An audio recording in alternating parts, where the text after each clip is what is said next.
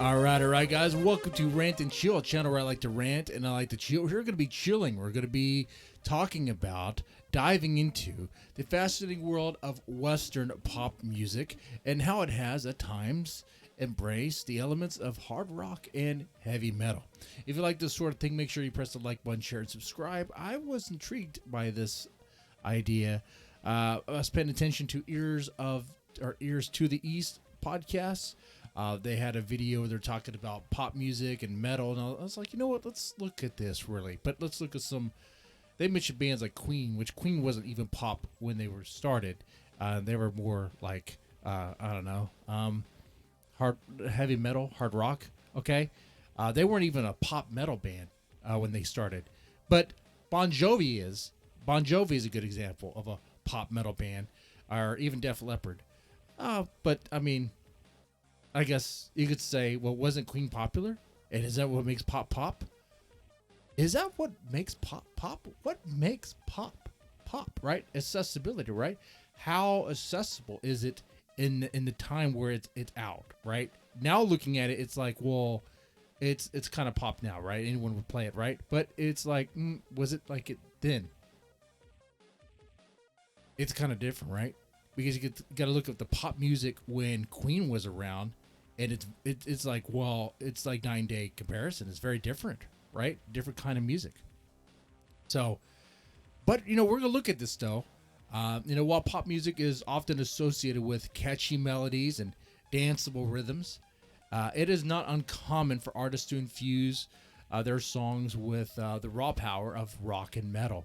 And we're going to explore the evolution of this fusion, highlighting some examples of guitar work, heavy guitar work, thunderous drumming, and powerful vocals. Okay? Let's start with the evolution of pop rock or pop metal. We have to delve into the examples, but before we do, let's trace the evolution, right? Let's see, pop music's really flirtation with rock and metal, I believe, began around maybe like 1960s, early 1970s, when bands like the Beatles and the Rolling Stones started experimenting with a heavier sound in their music. This set the stage for future pop acts to embrace rock elements. Now, there's probably other bands that I didn't mention there, and feel free to throw them in the comments section, as I think we would agree that 1960s, 1970s is a good place to where it started, right? Now, of course, class, I'm not saying I'm the expert on this, okay? I'm not like a czar on this, and I'm open to discussion on this, okay? Anyway, with that said, in the 1980s, a prominent subgenre known as pop metal emerged, and it started bands like Bon Jovi or Def Leppard. You know those bands, right? You know those bands because your parents listened to those bands. Or you might know those bands because you listened to them when they were active, which makes you probably a grandparent. Am I right? I'm right. I'm joking, but at the same time, I'm right. This era saw the blurring lines between pop and rock, resulting in chart-topping hits. I mean, yeah, you had chart-topping hits and combined with infectious pop hooks, electrifying guitar solos, and powerful drumming. Now let's explore some examples of that showcase rock and metal elements in Western pop. One thing that comes to mind, Michael Jackson, king of pop, right? Set aside all the stuff he may or may not have done, okay? All right? Anyone who says you can't separate the art from the artist, I'm like, Michael Jackson, okay? He... already derailing this video because some are like, oh, I don't know, man. I don't know. Didn't he look at buttholes of kids? Like, yes, but the song beat it, okay? the song Thriller, okay? All right? Like, he has songs. He has hits. You're like, man, that is a banger of a song.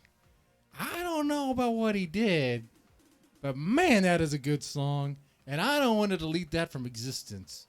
And if someone were to remake it, it's going to lose the charm. God darn it, man. It's just good. All right? We had to look at little kid buttholes to make it happen. I'm just joking. I'm joking. Anyway, back on topic here. It is a great example It is a great example of infusion of rock, even metal, into pop, right? It most definitely is. It most definitely is. That riff, you already know the riff when I say beat it. You already know. In 1983, he released this iconic song, right?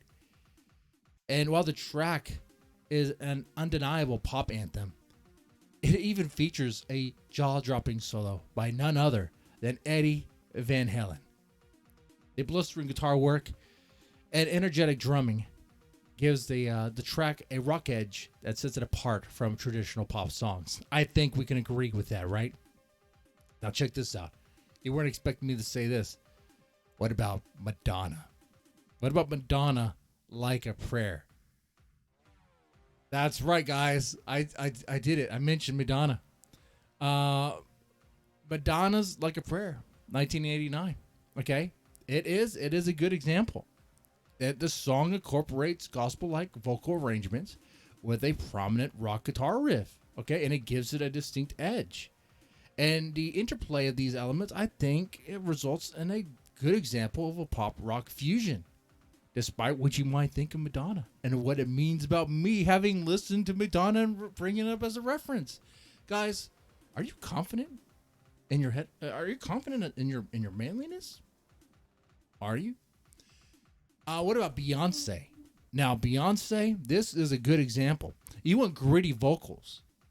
Now, this I'm really bringing up because Ears to the East was like, no, you can't really have gritty vocals in Western pop. Beyonce proves you wrong. I'll even argue that some of Metallica's songs proves you wrong, but let's set that aside. Beyonce is definitely pop. And in this song, Don't Hurt Yourself, oh, her vocals are gritty. Her vocals are distorted. Her vocals are like White Zombie days when Rob Zombie would use I don't know, whatever you do. I think he's like really was singing through or screaming through a walkie-talkie to get that effect that he had on his voice sometimes. The voice is heavily distorted, okay? You know that this song here has a very gritty sound to it.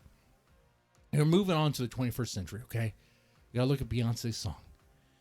Don't Hurt Yourself from her groundbreaking Lemonade album in 2016, okay? All right? I can admit that. I could say this. That track is a fiery blend of rock and R&B. And it features aggressive guitar riffs, relentless drumming, and a very gritty vocal. It's a testament of the genre blending nature of contemporary pop music. I mean, you have elements of rock and metal in that song. Of course, you have the soul of it is like R&B, of course. And you know, you could say heavily produced. That maybe seems to be a signature of pop music. Then you have Lady Gaga, You and I. Oh, you probably thought I was going to say Taylor Swift. You know what? Let's do Taylor Swift. Taylor Swift as an example. Yes, I'm going to say that. Taylor Swift is an example of pop and hard rock. But how does it happen? The song I Knew You Were Trouble. Now, I know Taylor Swift has country music, and Taylor Swift has a lot of pop music. She's definitely pop country, more on the pop side now, right? Maybe someone could say she always been like that. But she has, I don't know her whole library, okay? All right? I only really listen to her when my wife listens to her, okay? But I do know this. I Knew You Were Trouble has a hard-hitting drum, okay? And it has a cool riff to it, okay? It really does. It really does. I'm not much of a Swiftie. I refuse to be one just to be that way, just to be difficult, okay? All right? I don't want to give her any more praise than what she already has. But I will say, I Knew You Were Trouble it has elements of hard rock in it.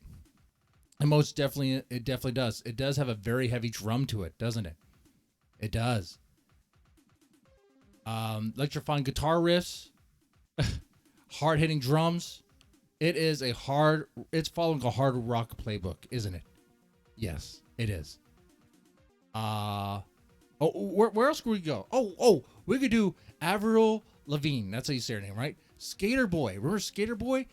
Is that not pop punk? I know we're going to punk. That wasn't even part of this. The whole intro here. And maybe some could say maybe Blink-182 is pop punk, right? I mean, hardcore punk fans would definitely say Blink-182 is pop punk, okay? Just because it's more accessible, that's the thing, okay? Like hardcore punk guys, the reason why your hardcore bands didn't grow is because it just wasn't catching on, all right? It kind of, like come on, man. That's just it. It wasn't very accessible. You can hate what I said, but it's true. It's true. Or what about Pink? If we're gonna talk about pop and rock and metal blending together, you gotta reference Pink. Okay, I don't listen to Pink on the regular. Okay, my wife does, and I gotta say, like, she incorporates elements of good heavy guitar riffs and heavy drumming. It is all there. Okay, so yeah, there's definitely elements of times where pop music in the West blends in like metal elements. I swear, if you take some of these songs and replace them with like, let's say like the Baby Metal Girls singing, you'd be like, oh man, all right. And then you might see it. Oh, that was I don't know. Is you gonna follow me on that one? What I'm saying is there are definitely times where pop has flirted with elements of rock and heavy metal. Now, other types of metal, like thrash metal, that's hard to incorporate, right? Speed metal, probably not going to happen. What you might end up getting is there might be a band that's more popish, and maybe a B-side track on their album may hit in a certain way that is, very, very different. Okay. Anyway, I just wanted to throw my thoughts out there about this. I just wanted to bring this up because I think there's something to this here. I think it's kind of cool to see that, yes, even in America, even in the West, the pop has played around, has flirted with elements of rock and metal. And, and there's been times where there's been times where there's distorted guitars and heavy drums and even gritty vocals. And it's, made it high on the charts, and it was been considered to be pop music. Well, with that said, you let me know what you thought about this, and if there's anything you think I got wrong, or other bands that would be examples of pop blending with rock, metal, or even punk, since I threw that in there. You let me know. With that said, you guys take it easy and have a good one.